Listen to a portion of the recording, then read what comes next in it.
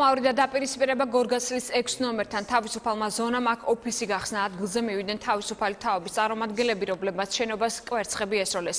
გიორგი ფუტკარაძე ჩაგორთობა შემთხვევის ადგილიდან პირდაპირ ეთერში. გიორგი, რა მდგომარეობა ამ დროისთვის ქუჩაზე? თამარ, თავისუფალი ზონის ოფისთან კვლავ მიმდინარეობს თავისუფალი თაობის წარმომადგენლების აქცია. ცოტა ხნის წინ ხმაურიანი დაპირისპირება მოხდა, როდესაც კვერცხები დაუშინეს თავისუფალი თაობის წარმომადგენლებმა და დაუპირისპირდნენ თავისუფალ ზონას. ადგილზე იქნა გამოძახებული საპატრულო პოლიცია, მოხდა თავისუფალი თაობის 3 წარმომადგენლის დაკავება, ასევე დაზარალებულია თავისუფალი ზონის 1 წარმომადგენელი.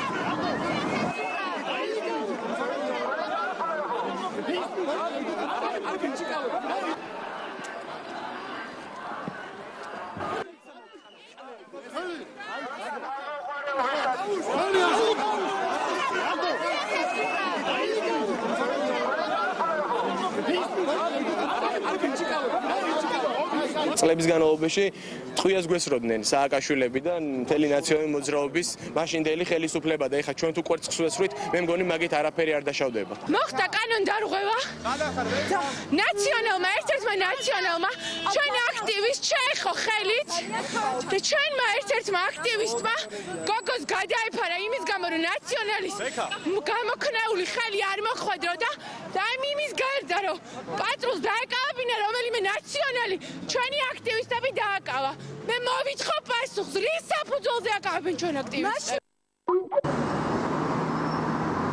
თავისუფალი ზონის წარმომადგენლები აცხადებენ, რომ ხელისუფლების მხრიდან არის მსგავსი პროტესტი ინსპირირებული, ისინი ხელისუფლებას მოუწოდებენ, რომ შეწყვიტონ მსგავსი აქციები.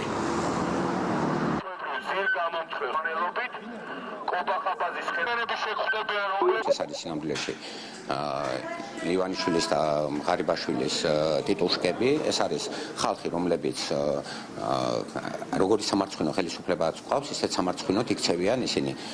ჩვენ ვაგრძელებთ ჩვეულებრივ რეჟიმში მუშაობას, აი შეგიძლიათ ნახოთ ოფისში, შეხვიდეთ ნებისმიერ ოთახში დაათვალიეროთ, ვაგრძელებთ ჩვეულებრივ რეჟიმში მუშაობას, მაგრამ თუ ერთი გაუწყრებათა გადმოდგამენ ნაბიჯს და როგორც ერთხელ სადეს შემოვარდნა ოფისში შეეცდებიან შემოვარდნას, მიიღებენ საკადის პასუხს. ტელეფონით ვიღებდი ვიდეოს და ამ დროს დავინახე, რომ კვერცხი ისროდნენ და ვცდილობდი კვერცხი ისროლისგან თავი დამეღწია, მაგრამ ისე აღმოჩნდა, რომ მეორე მხრიდან ქვას ისროდნენ და როცა ჩავწე, ქვას მომხვდა და დავეცი.